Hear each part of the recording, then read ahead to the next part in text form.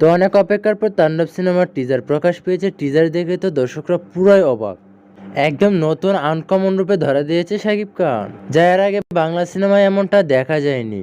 তো এবারে দিয়ে মোট 9টি সিনেমা মুক্তি পাচ্ছে। তাণ্ডব, নীলচক্র, ইনসাফ সহ বেশ কিছু সিনেমা। তো 9টি সিনেমার মধ্যে তাণ্ডব সিনেমা যে বক্স অফিসে রাজত্ব করবে এই নিয়ে আর কোনো বলার অপেক্ষা রাখে না।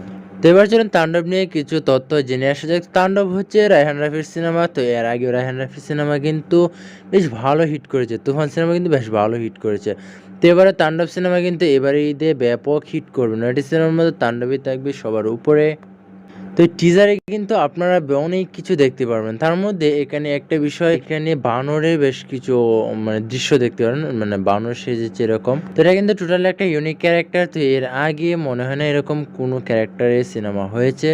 দেখা যাক নতুন ক্যারেক্টারের সিনেমা করে কেমন সাড়া মেলে। তো আশা করা যায় সিনেমাটি কিন্তু ভালো হিট করবে। হ্যাঁ, তো টিজারে যতদূর বোঝা গেছে এই সিনেমাটি মূলত বর্তমানে দেশের যে পরিস্থিতি বা 5ই আগস্টের আশেপাশে যে দৃশ্যগুলো ছিল এইখান থেকে কিছু একটা নিয়ে মূলত সিনেমাটা মনে হয় তৈরি করা হয়েছে, যতটুকু টিজারে বোঝা গেছে আর কি।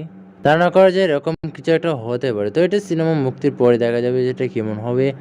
তবে সিনেমাটিতে আপনারা একটা জিনিস খেয়াল করবেন যে এই সিনেমাতে কোনো নায়িকা আপনারা দেখতে পারবেন না। তো রায়হান রাফির সিনেমার আগেও তুফান সিনেমাতে কিন্তু আপনারা কোনো নায়িকা প্রথমেই টিজারে আপনারা দেখতে পান নাই। তো এই সিনেমাতে কিন্তু কোনো নায়িকাকে আপনারা দেখতে পান নাই। তো এই সিনেমাতে সাকিবের বিপরীতে অভিনয় করেছেন সাবিলা নূর। সাবিলা নূরের এই প্রথম এই সিনেমাটি, তার এটা প্রথম সিনেমা মুক্তির পরে দেখা যাবে যে সে কেমন পারফরমেন্স করেছে। তো এই টিজারটি মুক্তির পর থেকে এখন পর্যন্ত ফেসবুক, ইউটিউব, টিকটক মিলিয়ে 1 কোটিবারও বেশি দেখা হয়েছে। তাহলে বুঝতে পারছেন টিজারের মুক্তির পর থেকে কেমন হিট করছে। তো আশা করা যায় সিনেমাটিও কিন্তু ব্যাপক হিট করবে। তো এখন শুধু দেখার পালা, ঠিক আছে? তো আজকে পর্যন্ত দেখা হচ্ছে নতুন কোনো ভিডিওতে। ভালো থাকবেন।